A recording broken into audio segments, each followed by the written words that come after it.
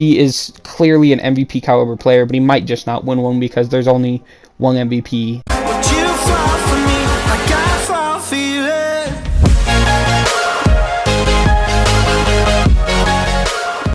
Yo, what is up, everybody? Welcome back to another episode of NBA Now. It's your boy Dom, and we're gonna get right into things here today. So, today, if you guys couldn't tell by the thumbnail, we are talking about Ja Morant. He's been in a lot of discussion lately. He's, a guy that a couple weeks ago he wasn't in the starting, the top two for guards in the West for AllStar voting. Kind of soared his way back up in that second return that we had. But when that initial return came out, a lot of talk was brewing about who deserves to be a All-Star starter, especially in the West next to Steph Curry in that starting spot. Which of the guards is going to end up being left out, and everything like that among All-Stars and stuff like that across the league. Where, yes, every year, there's snubs every single year, and it was kind of known like Ja Morant is going to make an All-Star team, so he wasn't quite in that snub talk that was happening. But it was where is he going to be? And now, typically, in a sense, a starting All-Star versus a bench All-Star doesn't matter that much.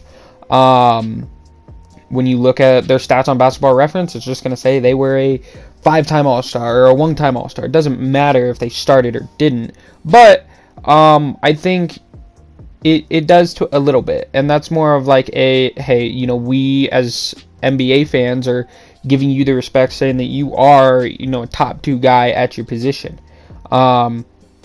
Or in the case of the forwards, you're a top 3 small forward through center that the NBA determines, because obviously, apparently, DeMar is a guard. But that's another conversation for another video. Anyways, Ja Morant had that talk, kind of stirred him up, brought him back up in the votings, and then it blew out of proportion, right? I mean, I've been a Ja Morant fan. I mean, I've had his jersey since his rookie season. I've had his and Zion's jersey since their rookie seasons.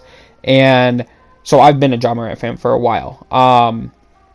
And, we've talked about on this channel previously, should he have potentially gone number 1 overall? But something that has come up in the last few weeks is, should he be the MVP? And it's kind of a wild thing, because you have these people that weren't watching the Grizzlies, weren't behind Ja Morant, weren't, they would see his highlights or whatever and say, oh yeah, he can dunk or whatever and stuff like that. I mean, you look at the Kevin Love thing, that stirred a lot around him and stuff like that a while back. And that's not even this season, that's going back, in the past and stuff like that. And his dunks and his highlight capability drew attention around him and towards the Grizzlies and stuff like that. But even last year, when you're looking at their playoff appearance, where, I mean, you had a team that had to fight and claw tooth and nail to get into the playoffs. I want to say in their first game they beat the San Antonio Spurs, and then the second game would be the big game for the play-in, where they played their second play-in game against the Golden State Warriors, and they ended up stopping Steph Curry from making the playoffs that year. Then to go on to win your first game in the playoffs after having to do all that in the play-in just to get there, and then you go against the number 1 seed and you pick up the first game against the Utah Jazz, a team that I think at this point has kind of grown a reputation of not succeeding in the playoffs, a lot due to last year's playoffs especially. But as a team to be able to do that, I mean, that takes determination, that takes cohesiveness, and that's really transferred over into this season. But even at that point, this team wasn't being highly talked about by media personality. They, got their little stint of, oh, they made the playoffs, and then it was on to the next thing.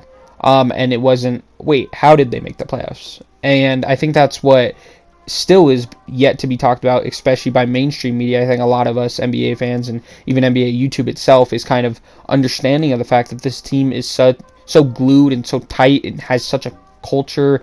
I mean, the grit and grind Grizzlies is what you think of when you think of the Grizzlies, and that culture still exists there. They might be a more exciting and a more modern team, but to say that a Ja Morant or a Desmond Bane or a Steven Adams, even a Jaren Jackson Jr., that those guys don't have those qualities in their personality and stuff like that would be a lie, especially the way that they show on the court too, and just the cohesiveness of the team. And so, though Marc Gasol, Mike Conley, and what made that, and Zach Randolph, what made that grit and grind Grizzlies such a spectacle back in their time, isn't there anymore, that mindset of, if you're going to treat us as an underdog, we're going to play like an underdog and we're going to win, is still there.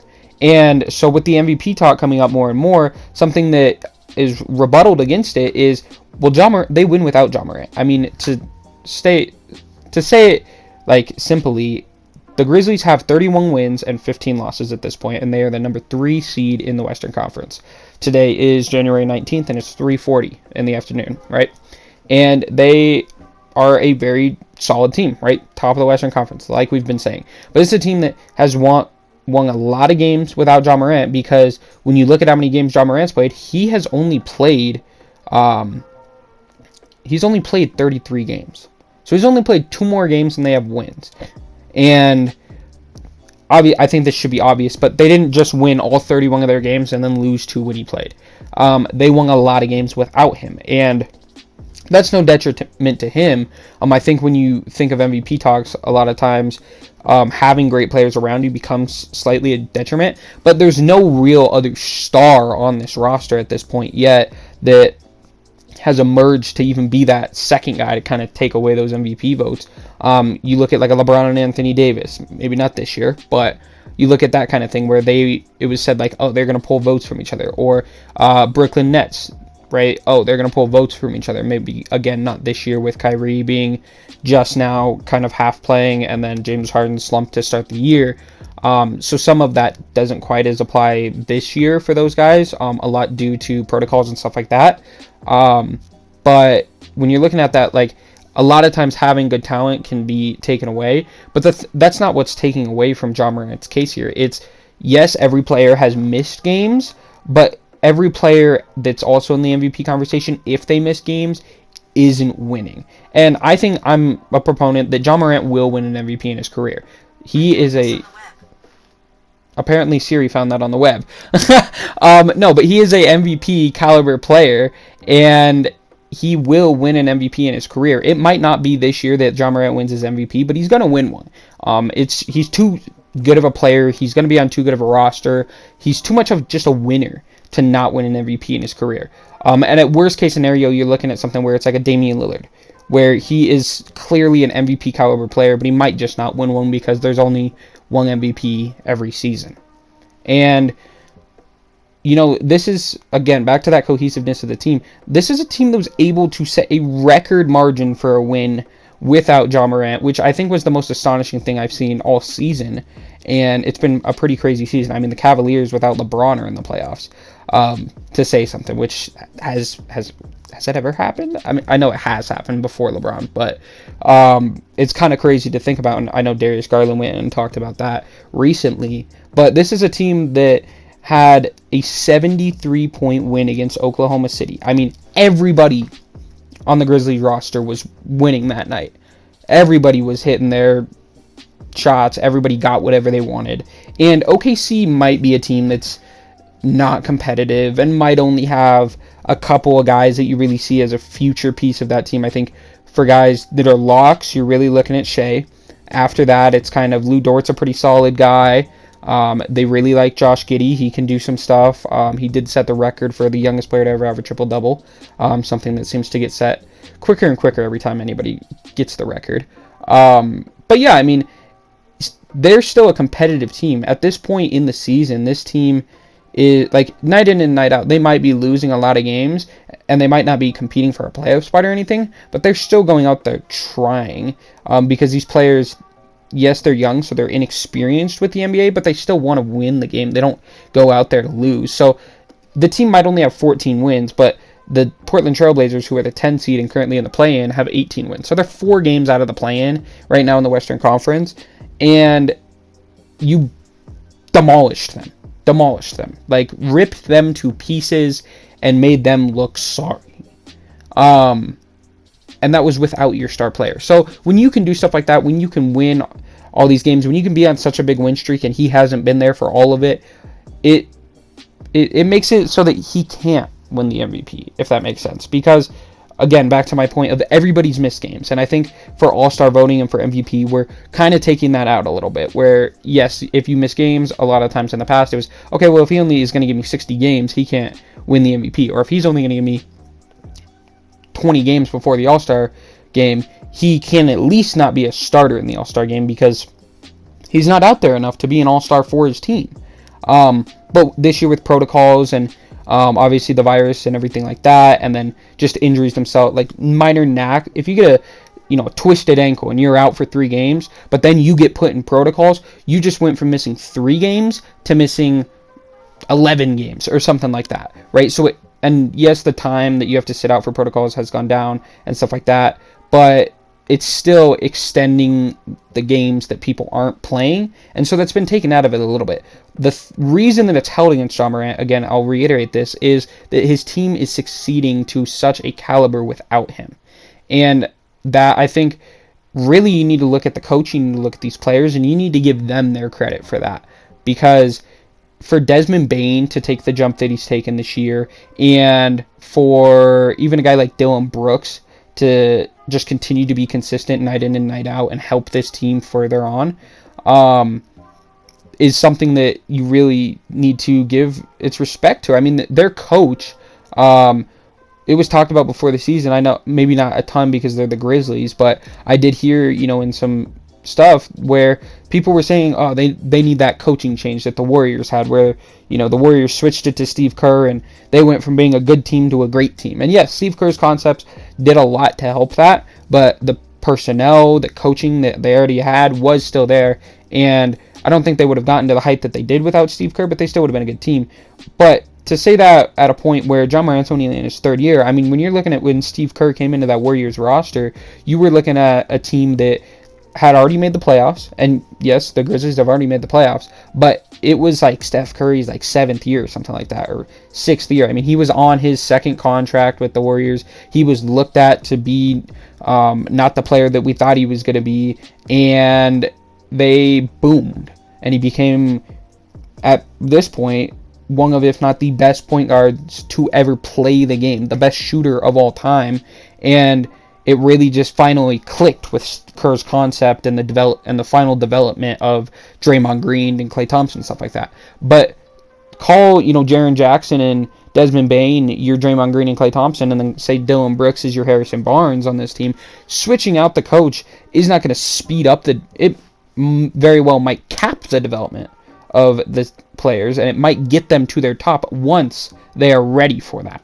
But this team is still so young. You're looking at 2nd-year guys. I mean, Dillon Brooks has been in the league for the longest out of the 4 guys that I just named, and so his development probably won't get much farther, and that's where bringing in a systematic coach, which could potentially change it to the point where he's maximizing these guys' strengths, could be something. But for it to have come up in this last offseason so much to the point where it was this team is still so, it's like this team is still so young that why would you change the coach when you're seeing success? And I feel like Taylor Jenkins just shut that down. He came out and he has this team hitting all cylinders, especially in the last couple of weeks. I mean, this is a team that we were looking at for the first start of the season that was, okay, yeah, maybe the peak of it, they get to 5, but really they're kind of at 5 to 12 range. Maybe they don't make the playoffs. They'll probably make the playoffs, probably make the plan, but they're in that kind of range there that's kind of funky. And they shut all that to bed. They absolutely shut that up, cut the talk. I mean, Utah kind of soared up a few weeks ago into that top 3 with the Warriors and the Suns. And even Memphis kind of killed that talk because Memphis just did what Utah did, but better in their run.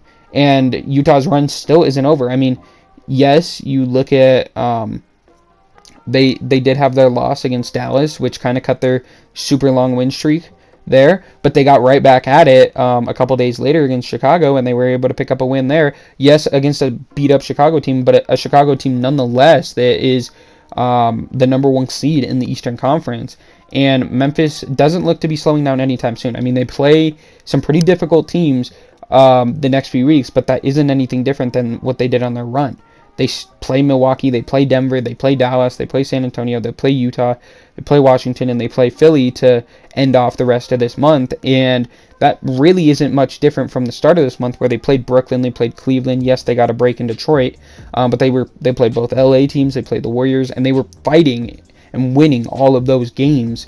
So to expect them to do anything less or at worst be 500 in this next stretch would be disrespectful to the team, disrespectful to the players, and to say that Ja Morant is the MVP, I think is disrespectful to the rest of the roster.